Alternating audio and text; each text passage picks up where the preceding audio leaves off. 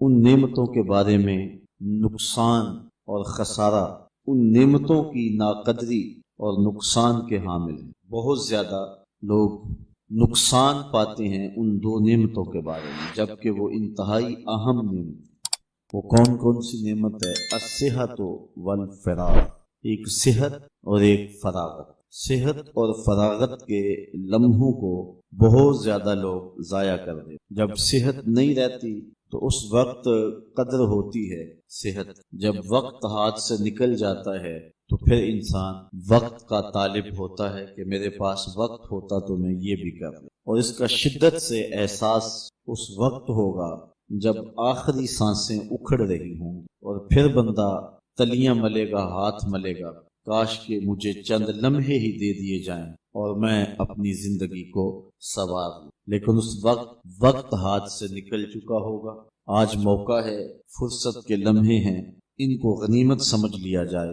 وقت پر کافی ہے ایک قطرہ بھی آب خوش ہنگام کا، جل گیا جب کھیت برسا می تو پھر کس کام۔ اس وقت پھر کوئی فائدہ نہیں ہوگا جب وقت ہاتھ سے نکل چکا ہو۔ تو فرمایا دو نعمتوں کے بارے میں لوگ سخت نقصان میں مبتلا ہیں، ایک صحت اور دوسرا فراغ۔ کوئی بھی چیز ضائع ہو جائے تو اس کا بدل ہے، لٹائی جا سکتی ہے، اس کا متبادل لیا جا سکتا ہے، لیکن وقت کو نہ لٹایا جا سکتا ہے اور نہ ہی وقت کا کوئی متبادل۔ ہاتھ سے نکل گیا تو اس کو پکڑا نہیں جا سکتا، وقت ٹھہرتا نہیں۔ حضرت امام شافعی علیہ رحمہ فرماتے ہیں کہ مجھے صوفیاء کے دو جملوں نے بڑی روشنی دی۔ صوفیاء جب گفتگو کرتے ہیں تو ان کی گفتگو مشاہدے پر مشتمل ہوتی۔ عالم جو کہتا ہے وہ سن کے کہتا ہے، کلندر ہرچ گوئے دیتا گوئے۔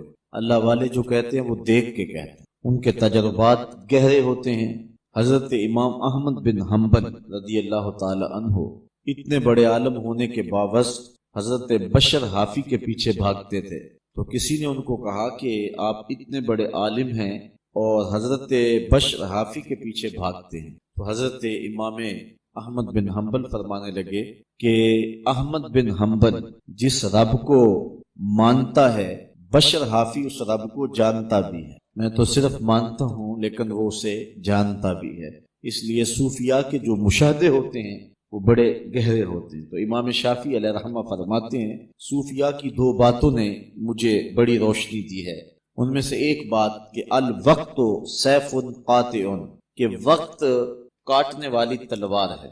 وقت کو جو صوفیاء نے بیان کیا ہے وہ بڑی خوبصورتی کے ساتھ بیان ہے۔ وہ کہتے ہیں وقت ایسے ہے جس طرح کاٹنے والی تلوار ہے، تو اگر تلوار کو اپنے ہاتھ میں لے لیں گے تو جو آپ کاٹنا چاہیں گے وہ کاٹیں گے، اور اگر آپ تلوار کو اپنے ہاتھ میں نہیں لیتے تو تلوار آپ کو کاٹ دے۔ تو اس طرح اگر آپ وقت اپنے کنٹرول میں کر لیں گے اور وقت کا اچھا مصرف بنا لیں گے تو پھر آپ وقت کاٹیں گے، نہیں تو وقت آپ کو کاٹ دے گا، کیونکہ وقت ٹھہرتا نہیں ہے۔ تو کہتے ایک بات تو صوفیاء کی یہ ہے جس نے مجھے بہت سارا نفع دیا، اور دوسری بات یہ کہ صوفیاء فرماتے ہیں کہ اپنے نفس کو نیکی کے کاموں میں لگا دو، حق کے کاموں میں اپنے نفس کو مشغول کر دو۔ اگر تم نفس کو اچھی راہوں پہ لگا دو گے تو تم اس سے فائدہ حاصل کر لو گے، لیکن اگر تم نے نفس کو کسی کام پہ نہ لگایا تو نفس تمہیں کسی کام پہ لگا دے گا، اور اس کا کام باطل ہوگا جس پہ تم کو لگا دے۔ تو قبل اس سے کہ نفس تمہیں کسی برائی پہ لگا دے، تم اپنے نفس کو کسی نیکی پہ لگا دو۔ تو کہتے ہیں صوفیاء کی ان دو باتوں نے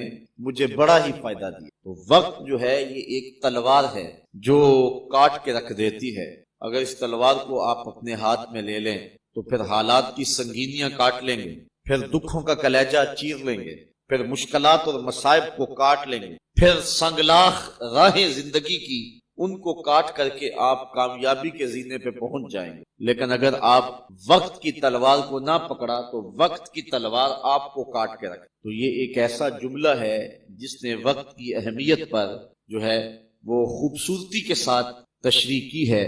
حضور نبی رحمت صلی اللہ علیہ وآلہ وسلم کا ایک فرمان سنی، ارشاد فرمایا اغتنم خمسا قبل خمس، پانچ چیزوں سے قبل غنیمت سمجھ، شباب کا قبل حرم کا، بڑھاپے سے قبل جوانی کو غنیمت۔ آج جوانی ہے، اعضاء میں زور ہے، لیکن کل یہ سب کچھ نہیں ہوگا۔ تو آج کے لمحے، آج کی گھڑیاں، آج کا وقت غنیمت سمجھ لی۔ دوسری چیز حضور نے فرمائی، صحت کا قبل سقم کا، اپنی صحت کو بیماری سے قبل غنیمت سمجھ۔ آج صحت کی گھڑیاں ہیں، جو چاہو گے کر سکتے ہو، کل تم چاہو گے بھی لیکن ہلا نہیں جائے گا، اٹھا نہیں جائے گا، بیماری تمہیں توڑ کے رکھ دے گی۔ وغنا کا قبل فقر کا، آج غنا دولت اللہ نے تمہیں عطا کی ہے، اس کو اچھے مصرف پہ لگا لو، تو کل جب دولت نہیں ہوگی، فقر و فاقہ ہوگا، تو تم چاہو گے بھی تو کچھ نہیں کر پاؤ۔ وفراغ کا قبل شغل، فراغت کے لمحوں کو مصروفیت کی گھڑیوں سے قبل غنیمت جان لو۔ وحیات کا قبل موت کا، اور زندگی کی مہلت کو موت سے قبل غنیمت جان لو۔ وقت کی اہمیت پر یہ کتنی اہم چیزیں ہیں جو اللہ کے رسول صلی اللہ علیہ وسلم نے بیان فرمائی۔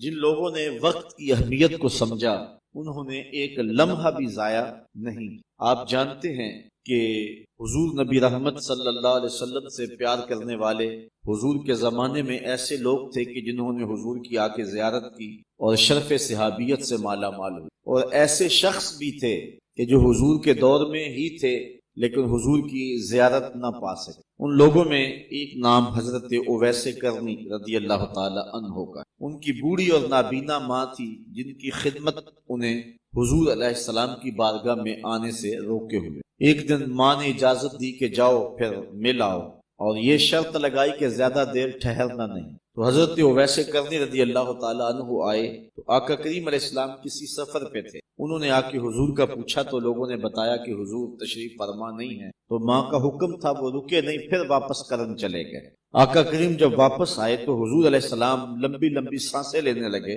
اور فرمانے لگے مجھے یار کی خوشبو آ رہی ہے۔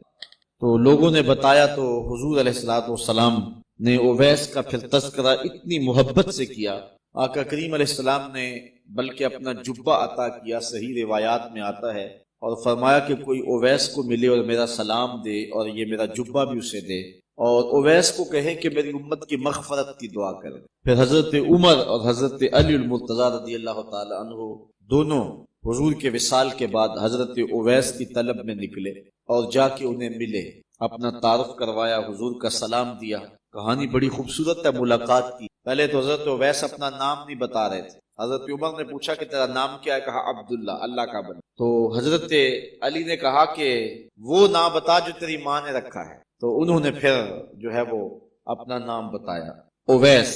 تو خیر یہ حضرت اویس کے پاس چند گھڑیاں بیٹھے، ملاقات ہوئی، اور تھوڑی دیر کے بعد حضرت اویس نے کہا ہاتھ بڑھاتے ہوئے، اچھا پھر السلام علیکم، تم نے بھی آخرت کی تیاری کرنی ہوگی اور میں بھی آخرت کی تیاری کرنی ہے، اچھا اب حشر میں ملاقات ہوگی۔ تو اس طرح ان دونوں کو حضرت اویس کرنی نے کہہ کے یہ بات فارغ کر دیا اور پھر اللہ کے ذکر میں، عبادت میں مشغول ہو گئے۔ تو اپنے ایک ایک لمحے کی اور ایک ایک ساعت کی جنہوں نے قدر کی ہے، زمانہ آج انہیں یاد کرتا ہے، اور انہی لوگوں نے جو ہے وہ زمانے کو کچھ دیا ہے اور اپنی آخرت کو سنوارا ہے۔ قیامت کے دن جنتیوں کو جنت میں جا کے کوئی حسرت باقی نہیں رہے گی، دنیا کے سارے دکھ بھول جائیں گے، اور جہنمی کو جہنم میں جا کے دنیا کا کوئی سکھ یاد نہیں رہے گا، اتنی سخت جگہ ہوگی۔ اور جنتیوں کو جنت میں کوئی حسرت نہیں ہوگی، لیکن روایت میں آتا ہے ایک حسرت جنت میں انہیں ہوگی، لا یتحسر اہل الجنہ الا علی ساعۃ من ربہم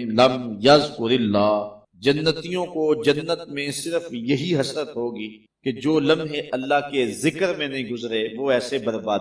وقت تو گزر رہا ہے، چاہے سو کے گزار دیں، چاہے غفلت میں گزار دیں، چاہے عیش و عشرت میں گزار دیں، چاہے ذکر الہی میں گزار۔ اس کی مثال چکی کی طرح ہے کہ چکی چل رہی ہے، اگر اس کے اندر گالا ڈال دیں گے تو وہ اب دانوں کو پیس دے گی، اور اگر نہیں ڈالیں گے تو پھر بھی وہ چلتی چلی جا رہی ہے، خالی چلی جا رہی ہے۔ تو یہ زندگی کا جو میٹر چل رہا ہے نا سانسوں کا، یہ تو چلتا ہی جا رہا ہے، یہ سوئے ہیں تب بھی چل رہا ہے، بے ہوش ہیں تب بھی چل رہا ہے۔ یہ نہیں ہے کہ جو زندگی دی گئی ہے بے ہوشی کے لمحے نکال لیے جائیں گے، یا جو سو کے گزارے ہیں وہ نکال لیے جائیں گے، نہیں، یہ زندگی کا میٹر مسلسل چل رہا ہے، اور ہم لمحہ لمحہ موت کے قریب ہو رہے ہیں۔ مولا کائنات سیدنا علی المرتضیٰ رضی اللہ تعالیٰ عنہ فرماتے ہیں کہ انسان اپنا خسارہ کرتا ہے، اور خسارے کا مفہوم بیان کرتے ہوئے مولا کائنات فرماتے ہیں کہ یہ جو سانسیں ہیں یہ موت کی طرف اٹھنے والے قدم ہیں بندے کے۔ یہ ایک ایک قدم جو ہے وہ موت کے قریب ہوتا چلا جا رہا ہے۔ ایک بزرگ فرماتے ہیں مجھے ان الانسان لفی خسر کا ترجمہ سمجھ میں نہیں آتا تھا۔ میں سمرقند کے بازار میں گیا، وہاں ایک آدمی پھٹے پہ برف رکھ کے بیچ رہا تھا اور ساتھ آواز لگا رہا تھا، اور کیا کہہ رہا تھا؟ ارحمو ارحمو من یذوب راس مالہ، اور میرے پہ رحم کرو، مجھ سے برف خرید لو، میں ایک ایسا تاجر ہوں جس کا راس المال بھی پگھلا جا رہا ہے۔ برف ٹھہرتی نہیں ہے، قطرہ قطرہ پگھلتی رہتی، تو جلدی جلدی اگر برف بیچ لیں تو چار آنے بچ جائیں گے، لیکن اگر نہیں بیچتے تو برف پگھل جائے گی، راس المال لٹ جائے گا۔ انسان ان زندگی کے سانسوں کے بدلے نیکیاں کما لے، ہر سانس کے بدلے استغفار پڑھ لے، درود پڑھ لے، الحمدللہ کہہ لے، سبحان اللہ پڑھ لے، تحمید تسبیح تحلیل پڑھ لے، تو یہ سانسیں کام آ گئی، ورنہ برف کے پگھلتے ہوئے قطروں کی طرح زندگی سانس سانس کر کے ٹوٹ رہی ہے، اور میں اور آپ لمحہ لمحہ موت کے قریب ہو رہے ہیں۔ تو وہ کہہ رہا تھا ارحموا من یذوب راس مالہ، اور میرے پہ رحم کھاؤ، مجھ سے برف لے لو، چونکہ میں ایسا تاجر ہوں جس کا راس المال پگھل رہا ہے۔ وہ کہتے ہیں جب اس نے یہ آواز لگائی تو مجھے سمجھ آ گئی ان الانسان لفی خسر کا مفہوم کیا ہے۔ جس طرح سانسیں پگھلتی جا رہی ہیں اس طرح زندگی بھی پگھلتی جا رہی ہے، اور لمحہ لمحہ برف کی طرح زندگی ہماری پگھلتی جا رہی ہے۔ اب جو زندگی ہے یہ تو جو مخصوص سمے دی گئی ہے وہ تو گزر جانی، ایک لمحہ اس نے نہیں ٹھہرنا۔ وہ کیا کہا تھا؟ اے شمع تیری عمر طبعی ہے ایک رات، ہنس کے اسے گزار یا رو کے اسے گزار دے۔ ایک رات تیری زندگی ہے، اس کو ہنس کے گزار دے یا رو کے گزار دے، اس کو ذکر و فکر میں گزار دے یا عیش و عشرت میں گزار دے، رب کی یاد میں گزار دے یا غفلت میں گزار دے، یہ تیری مرضی ہے، تجھے اختیار دیا گیا۔ اور یہاں پر حضرت داتا گنج بخش علی حجویری کے شیخ و مرشد حضرت شیخ ختلی کا ایک قول آپ کے سامنے رکھوں گا، انہوں نے حد کر دی، فرمانے لگے الدنیا یوم ولنا فیہا صوم، دنیا ایک دن ہے، یہ اتنی لمبی کائنات، یہ دنیا ایک دن کی زندگی، اور ہم نے اس ایک دن میں روزہ رکھا ہوا ہے، روزہ رکھ کے ہم زندگی گزار دیں گے۔ جس طرح روزہ دار ہر برے کام سے بچتا ہے اور احتیاط سے دن کاٹتا ہے، اور جب عصر ویلا آتا ہے تو اس کی احتیاط اور بڑھ جاتی ہے، وہ وضو بھی دھیان سے کرتا ہے کہ کوئی قطرہ حلق سے نیچے ٹپک نہ جائے اور سارے دن کی محنت نہ چلی جائے۔ اس طرح فرماتے دنیا ایک دن ہے اور ہم اس دن کو احتیاط کے ساتھ گزار رہے ہیں کہ سلامتی کے ساتھ یہ ہمارا روزہ نب جائے اور ہم جو ہے وہ کامیاب بامراد ہو کر کے اس دنیا سے لوٹ جائیں۔ اس دنیا کی زندگی کو اس انداز سے گزارے کہ ہمارا رب ہمارے اوپر راضی ہو جائے۔ وقت کی اصل قدر یہ ہے کہ اپنے رب کی رضا کے لیے ان گھڑیوں کو، ان لمحوں کو، ان ساعتوں کو بسر کیا، اپنی ایک ایک سانس کا اعتبار رکھا جائے اور اس کی یاد میں، ذکر میں اپنی ان سانسوں کو لگا دیا۔ اور وہی لوگ خوش نصیب اور بامراد ہیں جو وقت کی قدر جانیں۔ یہ لمحے جو جوانی کے ملے ہیں کل نہیں ہوں گے، جو بڑھاپے کے ہیں یہ بڑھاپے کے لمحے بھی پھر ہمارے ہاتھ سے نکل جائیں۔ بچپن ہمارے ہاتھ سے نکلا، پھر جوانی ہمارے ہاتھ سے نکلی، اب بڑھاپا بھی ہمارے ہاتھ سے نکلتا چلا جا رہا ہے۔ تو جس نے بچپن کو سنوار لیا، جس نے جوانی کو سنوار لیا، وہ خوش نصیب ہے۔ اور اگر بچپن بھی ہاتھ سے نکال چکے ہیں اور جوانی بھی ہاتھوں سے نکل چکی ہے تو بڑھاپے کے لمحے جو ہیں ان کو غنیمت سمجھ لیں۔ ہاتھوں سے نکل تو جائیں گے لیکن بڑھاپے کے ان لمحوں کے ساتھ نیکی کو جوڑ دیں، اچھائی کو جوڑ دیں، ذکر فکر کو جوڑ دیں، تاکہ یہ جو وقت ہے وہ وقت قیمتی بن جائے اور عمر ہو جائے، اور اللہ تعالیٰ جل شانہ کے نزدیک جو ہے وہ ہم اپنے وقت کو پیش کر سکیں۔ زندگی انتہائی مختصر دورانیہ ہے اور ہمیں کی ایک ایک سانس کے بدلے کوئی اچھائی ساتھ جوڑ دینی چاہیے۔ ہم اپنا بہت سارا وقت ضائع کر دیتے ہیں۔ بعض اوقات ہم دین کی بات کریں تو کہتے ہیں جی وقت ہی نہیں ہے۔ آج کل قرآن مجید کی تلاوت کا اگر مزاج ہم دیکھنا چاہیں تو کسی زمانے میں لوگوں کے پاس حالات ایسے تھے کہ ہر نماز کے بعد مسجد میں لوگ قرآن مجید کھول کے بیٹھ جایا کرتے تھے، اور آج مساجد بھی قرآن مجید کی تلاوت سے خالی ہوتی چلی جا رہی ہیں۔ ہر بندہ کہتا ہے جی بس کیا کریں، وقت ہی تو نہیں ہے۔ اچھا، اخبار پڑھنے کے لیے وقت موجود ہے، مختلف چینل دیکھنے کے لیے وقت موجود ہے، شادی بیاہ کی تقریبات پر جانے کے لیے ہمارے پاس وقت ہے، سیر سپاٹے کرنے کے لیے ہمارے پاس وقت ہے، گپ شپ کے لیے، سیاسی گفتگو کے لیے اور کئی امور کے لیے ہمارے پاس وقت ہے۔ ہمارے پاس وقت نہیں ہے تو کتاب رحمت قرآن مجید کی تلاوت کے لیے اور دین کے کاموں کے لیے وقت نہیں ہے۔ ہم اپنے جب وقت کی بات آتی ہے تو اس وقت کہتے ہیں جی وقت ہی نہیں ہے، مصروفیت ہی بہت ساری ہے۔ تو ہم اپنا قیمتی وقت دیکھیے، راہ خدا میں چلنے کے لیے اپنے وقت کو اگر مصرف میں لانے کا ذہن بن جائے تو انسان کاروبار بھی کرتا رہے اور ساتھ حضور پہ درود بھی پڑھتا رہے، تو اس کا وقت جو ہے وہ قیمتی ہو جائے گا۔ اور آج کل وقت پر اتنی برکتیں آ گئی ہیں کہ ماہ سیام میں ایک نفل پڑھے تو آپ کو ایک فرض کا ثواب ملتا ہے، اور ایک فرض پڑھے تو 70 فرائض کا ثواب ملتا ہے۔ حضرت امام اعظم امام ابو حنیفہ علیہ رحمہ آپ ماہ سیام میں 63 قرآن مجید ختم کیا کرتے تھے۔ 30 دن میں 63 قرآن مجید، ایک دن کو قرآن مجید پڑھتے، ایک رات کو پڑھتے، اور مہینے میں 3 قرآن مجید تراویح میں ختم کرتے۔ تو اس طرح ایک مہینے میں 63 مرتبہ قرآن مجید کی تلاوت کی۔ آج ہم دیکھیں کہ ہمارا ایک قرآن مجید بھی ختم نہیں ہو رہا ہے، تو پھر اس کا مطلب یہ ہے کہ ہم اپنا وقت ضائع کر رہے ہیں۔ اور یہ جو کہہ رہے ہیں کہ ہمارے پاس وقت نہیں ہے، ہم غور کریں کہ ہمارا وقت کہیں ضائع تو نہیں ہو رہا، کہ یہ ایک اثاثہ ہے ہمارا، اور اس کے بدلے کے اندر ہم نے کوئی کاروبار کرنا ہے۔ کہتے ہیں راس المال، زندگی کا راس المال ہمارے پاس جو ہے وہ ہمارا وقت ہے، اور اس کے بدلے میں ہم نے کچھ خریدنا، اس کے بدلے میں نیکی خرید لیں، اس کے بدلے میں کاروبار کر لیں، اس کے بدلے کے اندر گپ شپ لگا لیں، اس وقت کو دے کے اس کے وقت کے بدلے میں نیند پوری کر لیں، آوارگی میں گزار دیں، حمام پہ بیٹھے تو سارا دن کاٹ دیا، چائے والے کھوکے پہ بیٹھے تو آدھا دن وہاں کاٹ دیا، اخبارات پڑھنے بیٹھے تو جو ہے وہ ایک ایک جزی تک پڑھی۔ جب سیاسی تبصروں پہ آتے ہیں تو لگتا ہے کہ جس طرح کہ یہ کتنے ہی ماہر ہوں، تو ہم اپنا قیمتی وقت جو ہے وہ کہاں لگا دیتے ہیں۔ اپنے وقت کو ترجیحاً استعمال کریں۔ اگر آپ کے پاس جو ہے وہ معلومات کے لیے جو ہے وہ آپ کا ذوق ہے تو ضرور اس کو وقت دیں، لیکن جو اصل وقت ہے، اپنا قیمتی سرمایہ آپ نے کہاں لگانا ہے۔ دنیا کے اندر اگر آپ کے پاس سرمایہ ہے تو آپ وہ سرمایہ لگا کر اس سے 2 گنا نفع ملتا ہے، اور ایک جگہ سرمایہ لگائیں تو 3 گنا نفع ملتا ہے، اور ایک جگہ سرمایہ لگائیں تو 10 گنا نفع ملتا ہے۔ تو بتائیں آپ اپنا سرمایہ کہاں لگائیں گے؟ کوئی بھی عقل وہاں سرمایہ نہیں لگائے گا جہاں تھوڑا نفع ملتا ہے، وہ اپنا سرمایہ وہاں لگائے گا جہاں کئی گنا نفع ملتا ہے۔ اس لیے یہ جو زندگی کا سرمایہ ہے اس کو اس جگہ پہ لگائیں، وقت کا سرمایہ جو اللہ تعالیٰ نے ہمیں دیا ہوا ہے، کہ جس کا کئی گنا جو ہے وہ ہمیں صلہ، اور جس کا کئی گنا ہمیں نفع ملے، اور وہ نفع کئی گنا جو ہے وہ آخرت کا ہی ہو سکتا ہے، دنیا کا نہیں ہو سکتا۔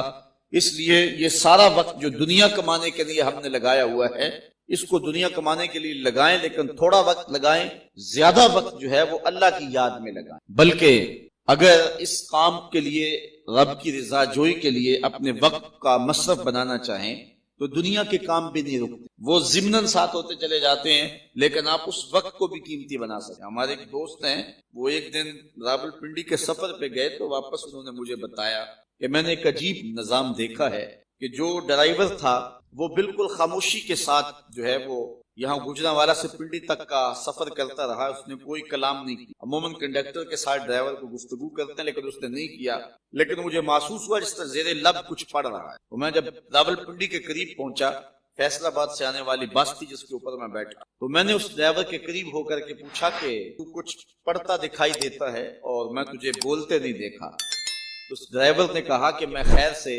حافظ قرآن، اور جب بس فیصل آباد سے نکلتی ہے پنڈی تک آتے ہوئے میں 15 پارے پڑھ لیتا ہوں، اور دن میں ایک پھیرا ہی لگتا ہے، تو جب واپس پنڈی سے چلتا ہوں تو فیصل آباد آتے ہوئے 15 پارے میں پھر پڑھ لیتا ہوں، اور میری یہ مشق ہے کہ میں اپنا کاروبار بھی کرتا ہوں اور دن میں ایک قرآن بھی ختم کرتا ہوں۔ اب کاروبار بھی نہیں رکا اور سرمایہ بھی مل گیا، اور اتنا بڑا سرمایہ، اتنی بڑی سعادت کہ ہر حرف کے بدلے 10 نیکیاں، اور وہ روزانہ ایک قرآن مجید کی تلاوت کر رہا ہے۔ تو انسان اگر چاہے تو اپنے وقت کو اس انداز سے لگا دے اور صرف کرے، تو یقین جانے کہ اس کی زندگی پہ رشک آتا ہے کہ یہ بڑے بڑے علماء کو نصیب نہیں ہے، جو اس کو نصیب ہو گیا، اس نے وقت کی قدر سیکھ لی، اس نے کہا کہ میں اپنا کام کرتا چلا جاؤں گا اور ساتھ جو ہے وہ میں قرآن مجید کی تلاوت بھی کرتا چلا جاؤں گا۔ تو جن لوگوں نے وقت کو کام پہ لگا دیا تو ان کا وقت جو ہے وہ انہیں ضرور فائدہ دیتا ہے، اور اس کے بدلے کے اندر وہ بہت کچھ کما لیتے ہیں، کئی گنا سرمایہ جو ہے وہ اکٹھا آخرت کا کر رہے ہیں اس وقت کے بدلے۔ اور وہ لوگ بھی ہیں جو اپنی قیمتی وقت کو ضائع اور برباد کر رہے ہیں۔ ہمارے پاس بہترین پونجی جو ہمارے پاس جمع شدہ ہے اور اللہ نے عطا کی ہے وہ وقت کی پونجی، اس لیے اس وقت کی پونجی کو سوچ سمجھ کے خرچ کریں اور اپنی ایک ایک گھڑی اور ایک ایک ساعت کو ہم جو ہے وہ بامقصد بنانے کی کوشش کریں۔ ایک روایت میں نے آپ کے سامنے پرسوں رکھی تھی، حضور علیہ السلام کا فرمان ہے، سنیے، من حسن اسلام المرء ترکہ ما لا یعنی ہے۔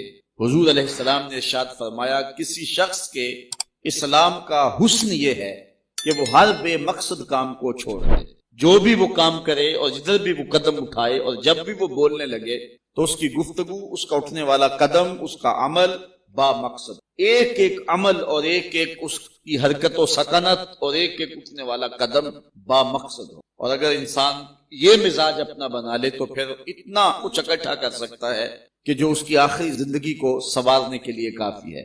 لیکن ہم اپنا قیمتی اثاثہ، سب سے قیمتی سرمایہ جو وقت ہے، اس کو یوں ہی برباد کر کے آگے بڑھ جاتے ہیں۔ شادی بیاہ کی تقریبات میں جس طرح ہمارا وقت ضائع ہوتا ہے اور ہمیں کبھی بھی اس ضائع ہونے والے وقت کا اتنا احساس نہیں، وہاں بیٹھ کر کے جو ہے وہ ہم 3 گھنٹے برات کا انتظار کرتے رہتے ہیں۔ ہمارے بزرگ ایک مرتبہ ایک شادی پہ تشریف لے گئے تو بارات لیٹ تھی، تو فرمانے لگے کہ اگر مجھے پتا ہوتا کہ بارات لیٹ ہے تو میں کوئی دینی کتاب لے آتا اور اس کا اتنی دیر مطالعہ کرتا رہتا، لیکن اب تو یہ بھی ممکن نہیں ہے۔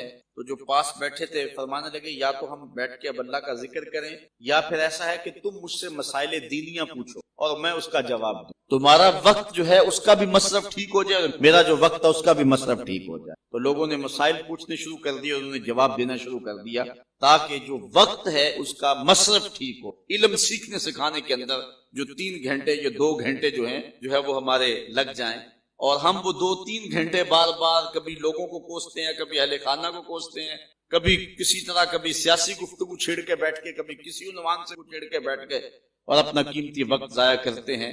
وقت کی اہمیت کو سمجھنا چاہیے۔ یہ تھوڑے وقت سے زیادہ کچھ حاصل کر لیں، اس بات کا اسلام نے بہت زیادہ احساس کیا ہے۔ آج ہمارے کچھ دینی امور کے اندر بھی وقت کو اس طرح جو ہے وہ لگایا جاتا ہے کہ اس کا کوئی مقصد نہیں ہوتا۔ عموماً جنازوں کا ٹائم ٹیبل مقرر ہوتا ہے کہ 8 بجے، 7 بجے، 5 بجے، 2 بجے جنازہ ہوگا۔ تو ایک تو یہ ہے کہ جو ٹائم دیا ہوتا ہے اس کے مطابق جنازگاہ میں پہنچ نہیں پاتا، جبکہ جب طے شدہ ہے کوئی حادثہ تو معاذ اللہ لاحق نہیں ہو گیا تو اس وقت پر جنازہ پہنچ کر کے اس کو پڑھا جانا چاہیے، لیکن پہلے تو اس وقت پہ نہیں پہنچتا اور اس کے بعد جب جنازہ اس وقت پہ پہنچ بھی جائے تو پھر جو ہے وہ کچھ لوگوں کا انتظار کیا جاتا ہے۔ یعنی اگر جنازہ وقت پہ پہنچا ہے تو کچھ لوگ جو ہیں وہ کوئی وضو کر رہا ہے اور کوئی جو ہے وہ دودھ سے چلا آ رہا ہے، کوئی گھر سے چلا ہے، تو جو بالخصوص جو ہے وہ پسماندگان ہوتے ہیں ان کی آرزو ہوتی ہے کہ 10 15 20 منٹ لیٹ کر لیا جائے تو سارے شرکت کر لیں، جبکہ پہلے جو وقت بتایا تھا اس وقت مقررہ پہ لوگ کیوں نہیں پہنچے؟ ان کا قصور ہے وہ نہیں پہنچے، اس لیے اگر کوئی رہتا ہے تو رہ جائے۔ جب تم نے اتمام حجت کر دی اور وقت پہلے بتا دیا تو لوگوں کو اس وقت پہ پہنچ جانا چاہیے تھا۔ جو وقت پہ آئے ہیں ان کا کیا قصور ہے کہ ان کو کھڑا کیا ہوا ہے؟ اور دوسرا یہ میت کے اعزاز کے منافی ہے کہ اس کے لیے جو ہے وہ لوگوں کو انتظار کرنا چاہیے تھا، لیکن میت انتظار کر رہی ہے جنازہ پڑھنے والوں کا۔ تو یہ بات ذہن میں رکھیں کہ یہ اعزاز ہے، یہ تکریم ہے مرنے والے کی کہ جب میت رکھ دی جائے، جنازہ حاضر ہو جائے تو پھر کسی کا انتظار نہ کیا جائے۔ بعض لوگ ایک مسئلہ ہم سے کبھی کبھی پوچھتے ہیں کہ جس وضو سے جنازہ پڑا ہو تو وہ اس وضو سے فرض نماز نہیں پڑھی جاتی، تو یہ مسئلہ کیا ہے؟ یہ شاید آپ کو بھی کبھی کسی نے پوچھا ہو، کبھی کبھار کسی جگہ پہ جانا ہو تو لوگ ایسے مسائل پوچھتے ہیں کہ سنا جی کہ جنازے کے بعد وضو ٹوٹ جاتا ہے۔ تو اصل مسئلہ یوں نہیں ہے، اصل یہ ہے کہ جنازے کے لیے خاص جو تیمم کیا ہو وہ جنازے کے بعد ٹوٹتا ہے۔ وہ اس طرح کہ جنازہ تیار ہے تو اگر ایک بندہ آئے گا اور وہ وضو کرے گا تو جنازہ گزر جائے گا۔ اگر وہ ولی میت نہیں ہے یا وہ امام نہیں ہے جس سے جنازہ پڑھانا، ان دونوں کے علاوہ ہے، کیونکہ ولی میت کا بھی انتظار کیا جائے گا، ولی کی اجازت کے بغیر جنازہ نہیں ہے، اور دوسرا امام نے پڑھانا ہے تو اس کو اگر وہ کسی وجہ سے تاخیر سے پہنچ رہا ہے تو اس کا انتظار کیا جائے گا۔ اس کے علاوہ جو بھی لوگ ہیں وہ جنازے کے اندر آ کے شامل ہو جائیں۔ اچھا، اگر وقت اتنا نہیں ہے کہ وضو کرنے گئے تو جنازہ نکل جائے گا، یا تو پھر وہ انتظار کر رہے ہیں جس طرح کہ آج کل رواج ہے، تو یا پھر یہ بغیر وضو کے شامل ہو جائے، بغیر وضو کے جنازہ نہیں ہوگا۔ تو اگر وضو کا انتظام کچھ دور ہے تو پھر یہ ہے کہ جلدی جلدی یہ تیمم کر لے اور جنازے میں شامل ہو، چونکہ پانی وضو کا اتنی زیادہ دور نہیں ہے کہ اس کے لیے وہ تیمم باقی اعمال کے لیے بھی کافی ہوتا، جو ہی جنازہ پڑھ لیا تو اس کا یہ تیمم اٹھ جائے، کیونکہ ایک خاص مقصد کے لیے جو ہے وہ اس نے تیمم کیا تھا۔ تو یہ جو مسئلہ ہے کہ وہ ٹوٹ جاتا ہے، اس وضو سے نہیں پڑھا جاتا، وہ وضو نہیں ہے بلکہ وہ یہ تیمم ہے، اور یہ میت کا اکرام ہے، میت کی تکریم ہے کہ اس کے لیے کسی کا انتظار جو ہے وہ نہ کیا جائے، جب جنازہ آ جائے تو فوراً جنازہ پڑھ لیا جائے، تاکہ جو لوگ آئے ہیں اپنے وقت کے مطابق آئیں اور اپنے وقت۔ میں یہاں وقت کے حوالے سے ایک اور بات کرنا چاہتا ہوں، وہ یہ کہ نماز جمعہ اور نماز ظہر یہ دونوں ایک وقت میں ہیں۔ جس دن نماز جمعہ ہوگی تو ظہر کی جگہ پہ جمعہ رکھی، تو جن کے اوپر جمعہ واجب ہے وہ ظہر نہیں پڑھیں گے، اور جو ظہر پڑھیں گے ان کے اوپر جو ہے وہ جمعہ واجب نہیں، تبھی وہ ظہر پڑھیں۔ تو جمعہ ظہر کی جگہ پہ رکھا گیا، لیکن میں آپ سے اتنا پوچھتا ہوں کہ ظہر زیادہ اہم ہے یا نماز جمعہ زیادہ اہم؟ تو سب کہیں گے کہ نماز جمعہ زیادہ اہم۔ تو ظہر کی فرض رکھتے کتنی ہیں؟ 4، اور جو جمعے کی فرض رکھتے ہیں وہ کتنی؟ 2۔ تو اہم زیادہ جمعہ ہے، لیکن جمعے کی رکھتے 2 ہیں اور ظہر کی رکھتے 4۔ تو اس کی 2 رکھتے کم کیوں؟ اس لیے کہ 2 رکعتوں کی جگہ خطبہ آ گیا، جمعے میں خطبہ جو ہے وہ شامل ہو گیا، لہٰذا خطبہ آ گیا تو اللہ کے دین کا جو نظام ہے وہ وقت کی قدر سکھاتا ہے۔ اللہ تعالیٰ نے فرائض میں تخفیف کر دی کہ 4 کی جگہ 2 رکعت تم جو ہے وہ پڑھ لو، کیونکہ 2 رکعت کی جگہ تمہیں خطبہ سننا پڑے گا۔ یہ ہے اسلام کا دیا ہوا نظام کہ لوگوں کے وقت کا اسلام نے اتنا لحاظ اور خیال رکھا ہے۔ اب وہ لوگ جو ممبر و محراب کے وارث ہیں اور اسلام کی ان بنیادی قدروں کو نہیں جانتے، وہ اس وقت جو حال کر رہے ہیں آنے والوں کا، وہ بھی کسی سے مت۔ صبح 7 بجے کل شریف کا ختم ہوگا، یہ اعلان ہوتا ہے، 8 بجے دفتر جانا ہے، 7:30 بجے کسی سے وعدہ کیا ہے، کاروبار پہ جانا ہے، دکان کھولنی ہے، کہا جی 7 بجے پروگرام ہے، چلو میں دعا میں شامل ہوں۔ اب چاہیے کہ 7 بجے فارغ ہو جائیں، جس نے 7:30 بجے جانا ہے وہ بھی وقت پہ پہنچ جائے، جس نے 8 بجے جانا ہے وہ بھی اپنے حساب سے آیا ہے وقت پہ پہنچ جائے۔ لیکن 7:05 ہو گئے تو اب شمارے سمیٹے جا رہے ہیں۔ اب جو 7 بجے کے حساب سے آئے ہیں، اب معاملہ ایسا ہے صدمے کا، دکھ کا، کہ اب وہ درمیان سے اٹھ کے جا بھی نہیں سکتے، اور 7 بجے کا ٹائم دیا تھا ختم شریف کا، اور 7 بجے شمارے سمیٹے جا رہے ہیں۔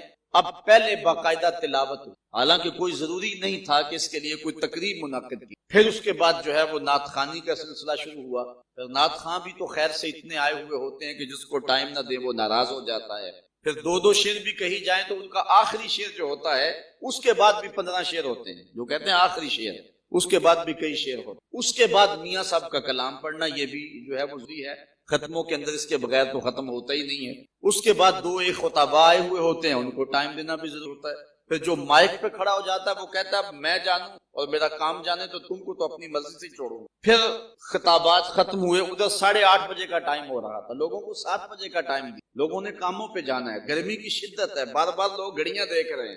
یہ کیسی تبلیغ ہے، مبلغ کو سمجھ نہیں آ رہی کہ لوگ اکتائے بیٹھے ہیں اور دعائیں مانگ رہے ہیں کہ یا اللہ خطیب جان چھوڑ دے، اور اس کو اس بات کی سمجھ نہیں آ رہی اور پھر بھی خطبہ دیے جا رہا ہے۔ حضور علیہ الصلوۃ والسلام جب نماز پڑھا رہے ہوتے تھے، چونکہ مسجد نبی میں خواتین بھی آتی تھی اور ان کے ساتھ بعض کا چھوٹے بچے بھی آ جاتے تھے، تو بچوں کو وہ پیچھے کھڑا کر کے نماز میں شامل ہو جاتی، تو بچے رونے لگتے تو ان کے دل بے چین ہو جاتے، حضور ان ماؤں کی دل جوئی کے لیے قرات مختصر کر دیتے تھے۔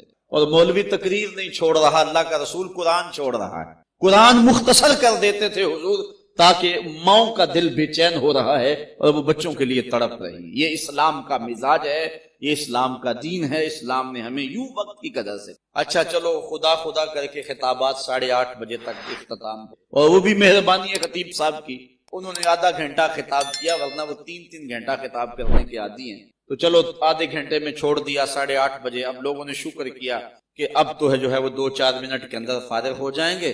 اب ختم شروع ہوا، تو ختم بھی ایک آدمی نہیں پڑھ سکتا، 5-6 آدمیوں کو مل کے پڑھنا پڑا، وہ ادھر سے اٹھا ادھر سے اٹھا، بار بار چلو ختم شریف پڑھ لیا۔ اب لوگوں نے کہا کہ چلو ختم مکمل ہو رہا ہے، آخری آیات ہے، اب ختم کے اندر جو ہے وہ بعد میں درود تاج پڑھنا بھی ضروری ہے، اگرچہ جو ہے وہ وقت تنگ ہے، لوگ گھڑیوں کو دیکھ رہے ہیں، لیکن پڑھنے والا اس کا احساس نہیں کر رہا. اب درود تاج کے اندر بھی اپنی طرف سے چیزیں ایڈ کی اور پھر اس کے بعد بلغ العلا بکمالہ اور پھر اس کو گرہ لگا کر کے اشعار کے ساتھ دوبارہ جو ہے وہ ایک ماحول نعت خوانی کا پیدا کر دینا. خیر وہ سلسلہ ختم ہوا، بندوں نے سمجھا کہ چلو اب کام ختم ہو گیا.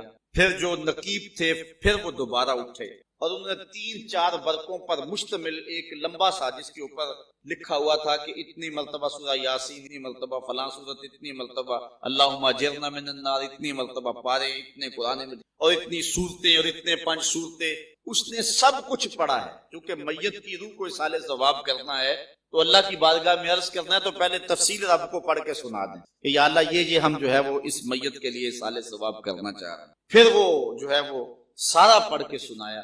اس کے بعد لوگوں نے کہا چلو اب دعا ہونے لگی ہے.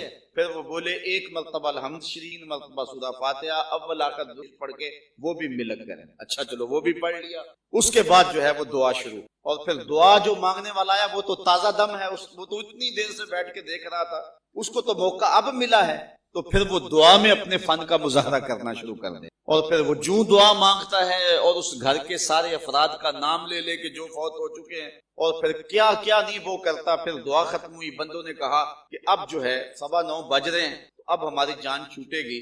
تو درمیان سے ایک آدمی مجمع سے بولتا ہے ذرا ایک بار پھر دعا ہو جائے. اچھا پہلے بد دعا ہوئی ہے کہ اب دوبارہ دعا کرنی.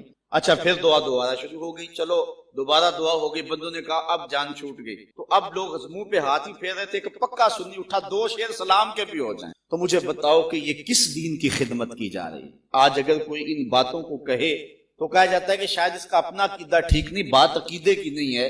لوگوں کا وقت اس کا احساس رکھیں. اسلام نے جمعہ فرض کیا تو 2 رکعتوں کی جگہ خطبہ رکھا، 2 رکعتیں کم کر دی کیونکہ خطبہ نیا ساتھ شامل ہو گیا ہے. اور ہم مستحبات کو اتنا طول دے رہے ہیں کہ لوگ اکتا کے چلے جاتے ہیں کہ یہ کیا جو ہے وہ ہم اس تقریب میں پھنس گئے. اور واپس آ کے لوگ پھر علماء کے خلاف جو باتیں کرتے ہیں اور جو غیبت اور چغلی کا جو ہے وہ ارتکاب ہوتا ہے وہ ایک الگ امر ہے، اور لوگوں کو وہ بال میں ڈال دی اور مصیبت میں مبتلا کر دی. حضرت جابر بن سمرہ رضی اللہ تعالی عنہ سے ایک روایت سن لیجئے عنوان سے. حضرت جابر بن سمرہ رضی اللہ تعالی عنہ فرماتے کنت اصلی مع النبی صلی اللہ علیہ وسلم، کہتے میں حضور کے پیچھے نماز پڑھا کرتا تھا.